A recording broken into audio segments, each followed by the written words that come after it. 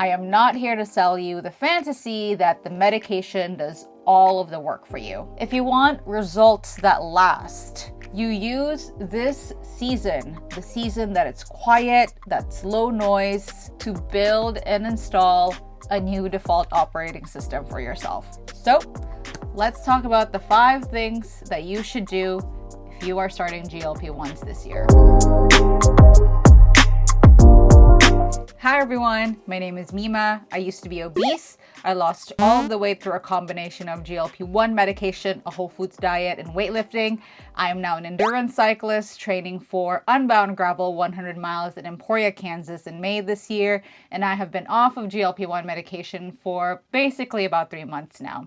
If you would like to know more about my GLP-1 journey, I have a whole ass video about that right here. I talk about everything from how I started, what I did, what my process was, how I built my structures, what my movement was like, all of that stuff, what my eating was like in this video. And I also have a video talking about why and how I got off of GLP-1 medication and everything else that happened after that. So if you watched my last video about the lies that GLP-1 users tell themselves, then you already know what I am not here to sell you. I am not here to sell you the fantasy that the medication does all of the work for you. GLP-1s are incredibly powerful, but they are not, absolutely not, a personality transplant. They lower the friction, they quiet the food noise, and that quiet is your opportunity.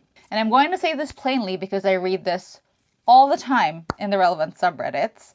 A lot of people want the medication to replace the work.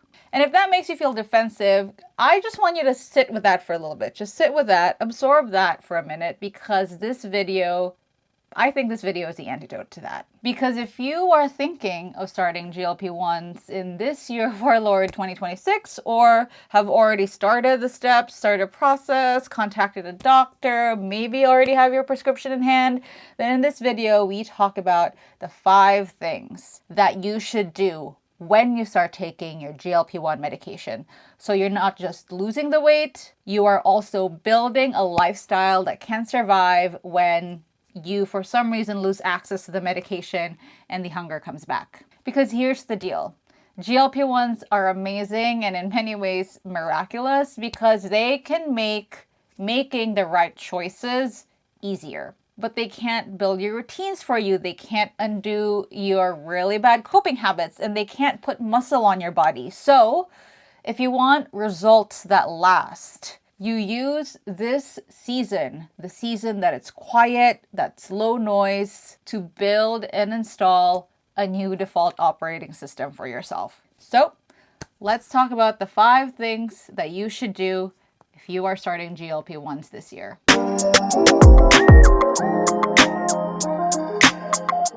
So notice that for this first thing, I don't even talk about motivation. I talk about structure. Because motivation is a mood, and moods are very, very unreliable. Structure, routines, systems, these are what carries you on the days when you are like tired, stressed, traveling, feeling a little sick, hormonal, or maybe you're just like absolutely not feeling it for that day. And again, if you are starting GLP-1s this year, I need you to hear this. I need you to hear this loud and clear. The medication may and will probably make the right choices easier for you, but they will not run your life for you. Because here's what a lot of people get wrong. They think success is from making like 1,000 good decisions every day. When in reality, they make good decisions because a lot of the decisions in their day have already been made. So in actuality, they're actually making fewer decisions. Because let's face it, you don't want to figure out what you're eating at 2 p.m. because your blood sugar is crashing. You don't want to decide if you're going to work out at 7 p.m. because you're already exhausted. You need defaults. You want routines to happen, important pieces of your day to happen because they're already scheduled, not because you negotiated yourself to do it. And honestly, this is exactly why I am so gung-ho, so adamant, so intense about building structure and routines and systems, because These are really the only reasons why I have been able to maintain my weight loss and my progress through some really, really brutal and consistent work travel. Not just domestic travel where I'm like hopping on a plane and going from one state to another for like a 2-hour plane ride. I'm talking about 14, 15-hour international flights multiple times a year. Airports, hotel breakfasts, time zone changes, being in planes for long periods of time.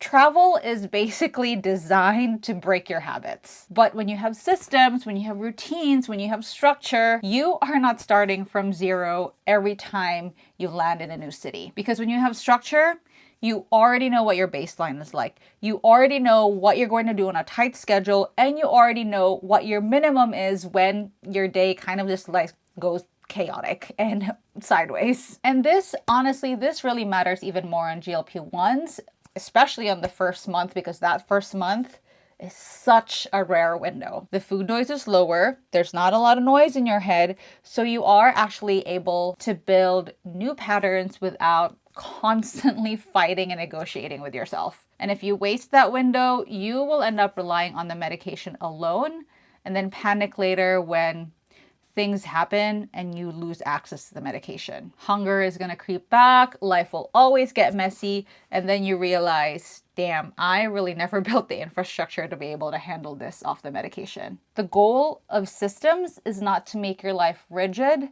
but to make your results resilient. It is to make it so that when something goes wrong, you don't collapse into, screw it, everything is ruined. I am just going to go back to my old unhealthy ways. Having systems means you still have a version of your plan that still happens and can still be executed even in the most chaotic of days. And I'll be completely honest, if your plan requires you to be a different person every single day, super disciplined, perfectly motivated, never ever stressed, then that is not a plan. That is cosplay. The real plan is one that you can execute on an average day and partially execute on a very messy, chaotic, sideways day. That is really how you build the skill of maintenance. And actually, this is a perfect example. I will be in London in a few weeks for work, and I'm going to be taking you guys along with me because I want to show you exactly how I keep my routines in place, keep my structure on a real work trip with a lot of moving parts, a lot of people to see, meetings to have, places to go, food to eat, all of the real constraints that come with traveling while you're maintaining your weight and living a healthy lifestyle. Because that is what this is about. This video, not just this video actually, but this channel,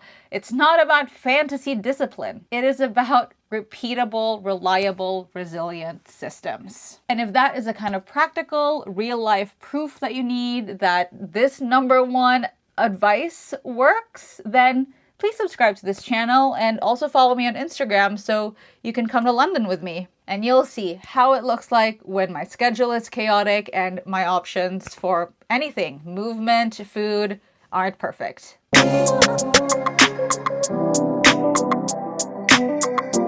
Okay, I am not saying that you can never have Chick-fil-A, you can never have McDonald's or Taco Bell ever again. I am saying if your diet is made up of primarily ultra-processed foods, then you are absolutely making maintenance way, way harder than it needs to be. Because ultra-processed foods, they push on the exact levers that drive overeating and metabolic dysfunction. Ultra-processed food tend to be energy dense, very, very easy to eat, and because they entice you to eat faster, your brain and your gut is not able to register or realize that you're actually full and you've already had so much of this calorific food. You are blowing past your satiety, your satisfaction before your body even gets a vote. And we actually have experimental evidence that this is not just a theory. In 2019, an NIH inpatient randomized control trial by Kevin Hall and his colleagues. And Kevin Hall was actually on a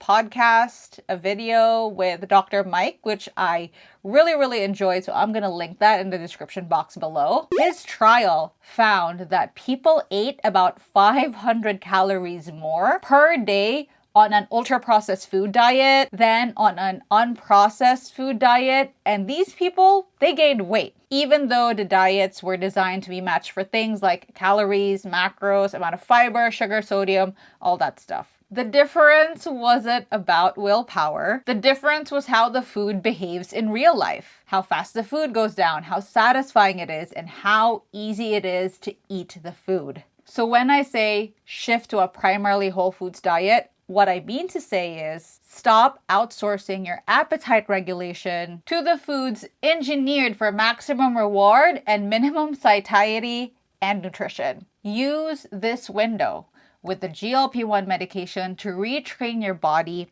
retrain your taste buds, your baseline around protein, real meals, whole foods, because that's what still works when the medication effect is less dramatic, or you lose access to the medication 100%, or when life gets stressful, chaotic, messy, as life tends to do.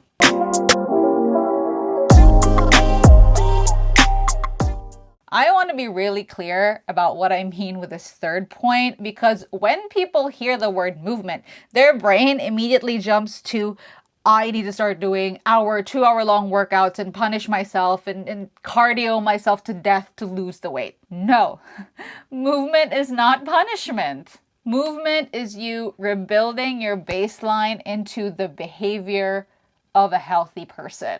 And here's why this matters so much when you start taking GLP-1 medication. When the medication reduces appetite, it's actually easy to become sedentary. Some people feel a little lower in their energy at first when they're taking it because, they're eating less, so they move less without actually ever realizing it. And honestly, that's a problem because your body has a way of protecting itself. When the intake drops, it often compensates by lowering the outputs. Not in a way that's like super dramatic or that, your metabolism is broken kind of way. No, it's kind of like a real life way. When you have fewer steps, when you're fidgeting much less, when the invisible movement, which is a really, really big piece of your total energy expenditure in an everyday basis, you are basically burning less energy. So if you really want to lose fat efficiently and set yourself up for maintenance, you need to protect your activity baseline. And movement does something else that people really underestimate. It changes the way your brain regulates appetite and stress. A lot of overeating actually isn't physical hunger. It's dysregulated stress, anxiety, boredom, like that restless, I need something or I need to do something feeling. Regular movement is one of the best non-food ways that you can bring your nervous system down. You are not just burning calories when you're moving more, you're also reducing the number of moments in a day where you're looking for relief. Also, this is big identity work. The fastest way to become a different person is to start behaving like that person every day, even in the smallest of ways. And this is honestly what happened to me. I didn't start out as an endurance cyclist. I didn't start out as an athlete. I honestly started by moving consistently, walking, meeting step goals, showing up, starting strength training, showing up even more, doing the basics. And over time, that consistency, it stacked to become bigger and bigger. I really consider myself becoming an endurance cyclist like just an accident. And an accident in a sense that not because I decided overnight I was going to reinvent myself, but because my daily movement, the stacking of that daily movement became normal, more intense, and normal became my identity, and my identity became someone that could go further. So when I say move regularly, I am not asking you to go from zero to athlete overnight. I am just asking you to make daily movement one of your non-negotiables. Make it boring, make it automatic, because maintenance isn't a moment. It is not something you do for 2 weeks, 3 weeks, a month, 3 months after you get off of the medication, you lose access to the medication. Maintenance is a lifestyle, and movement is one of the key pillars that make that lifestyle stable.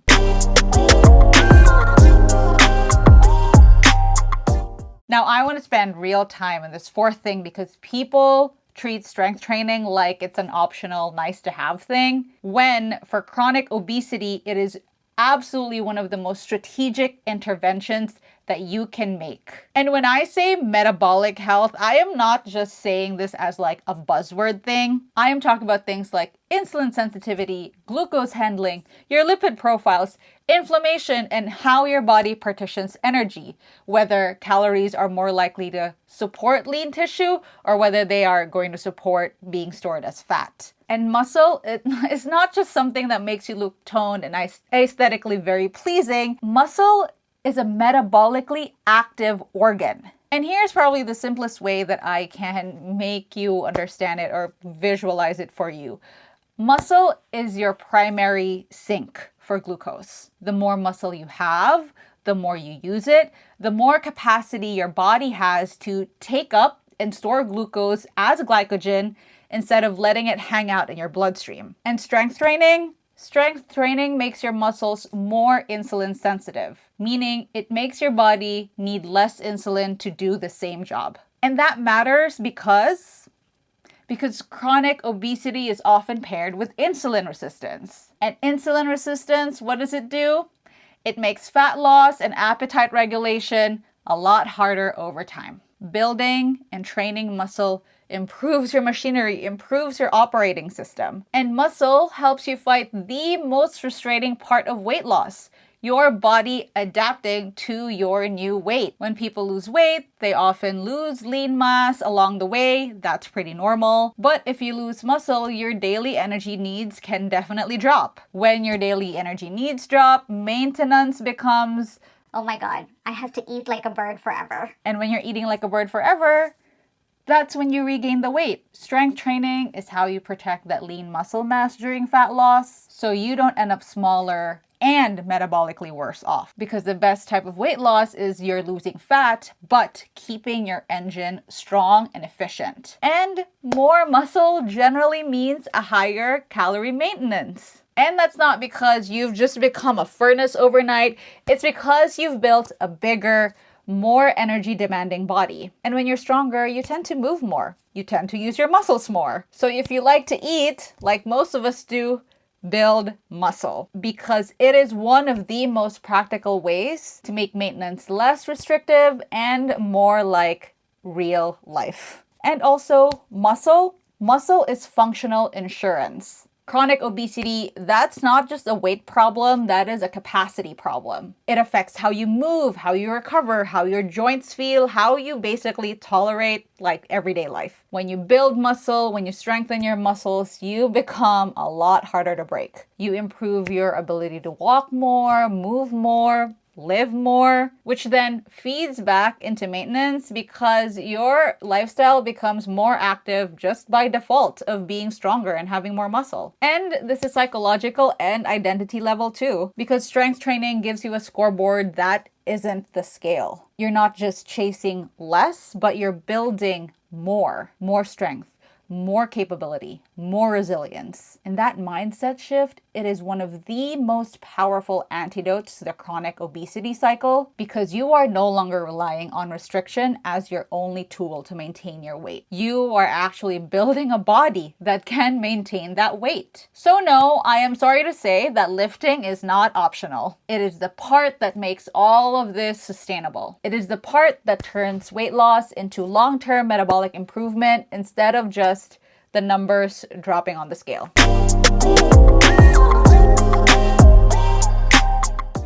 Okay, I already know that some people are going to hear that fifth one and think, okay, sure, whatever, but isn't, medication the thing? No, medication is not the thing. Medication helps the biology of the appetite, but therapy is what helps the psychology of what kept you stuck. Because here is the uncomfortable truth. For a lot of us, overeating, it was never just about hunger. It was coping. It was soothing. It was numbing. It was a distraction. It was stress relief. It was rebellion. It was self-punishment. It was not knowing how to rest, so you eat instead. And when you start GLP-1 medication, the physical drive of eating can quiet down, but the emotional need that the food was solving, that does not automatically disappear. So if you don't build new, healthier, more sustainable coping tools, you will eventually find another outlet. Or when the effect of the medication becomes less intense, the old patterns, they might just come right back online. Therapy is how you stop treating your body like it's the problem and start addressing the system underneath all of that. Your stress response, your self-talk, your boundaries, your relationship to control, perfectionism, people-pleasing, what else? Trauma, loneliness, whatever your personal drivers are. And this is what makes the difference between I lost weight and I changed my life. Therapy also protects you from the most common trap of all, the all or nothing cycle. The moment you eat off plan, you decide, oh my God, that's all a fail. I'm a failure, and then you spiral. Therapy helps you build the stress tolerance so that you can have an imperfect day without it turning into an imperfect month, imperfect year, imperfect decade, because that is what maintenance is. And one more thing. Therapy is what helps you handle this identity shift that I've been talking about. Weight loss, to be quite frank, changes how people treat you. It changes how you see yourself. It changes how you take up space in the world. And sometimes success triggers anxiety. Sometimes attention triggers feelings of being unsafe. Sometimes, you grieve the old coping mechanisms you had, even if they were hurting you and really bad for you. Therapy gives you a place to process all of that so you don't self-sabotage and go back to what feels familiar and ultimately bad for you. So no, again, sorry to say, therapy is not extra. It is working towards the long game. GLP-1s can absolutely open the door as wide as it can for you, but therapy is how you make sure that you don't walk back that door the moment that life gets really hard. So that's the order. Build systems first, shift to whole foods, move regularly, build muscle, and do the deeper work in therapy. GLP-1s can be an incredible tool, but they are not the transformation. You are. And if you are at the beginning of this or you have been taking GLP-1 medication for quite a while, I want you to know something. You are not behind, nor are you broken. A lot of people have been fighting their biology with shame and willpower for years. If you are taking the step to get support and do this intentionally, that is absolutely not a weakness. That is you finally choosing yourself. Start simple, start boring, keep showing up. You do not need to be perfect to change your life. You just need to be consistent long enough for the new to become normal. I am absolutely rooting for you on this journey. If you want support from this channel, please do subscribe. I'm going to keep making videos that will help you build a lifestyle that lasts and not just weight loss that disappears. So tell me in the comment section below, which one of these 5 things are you going to focus on first? Or you can tell me on Instagram. This is my handle. DM me anytime with any questions or anything that you might just need support for or just need a sounding board on this journey of yours on GLP-1 medication or off it and you're maintaining your weight. Thank you so much for spending your precious time with me today. I'll see you in the next video. Till then, happy riding.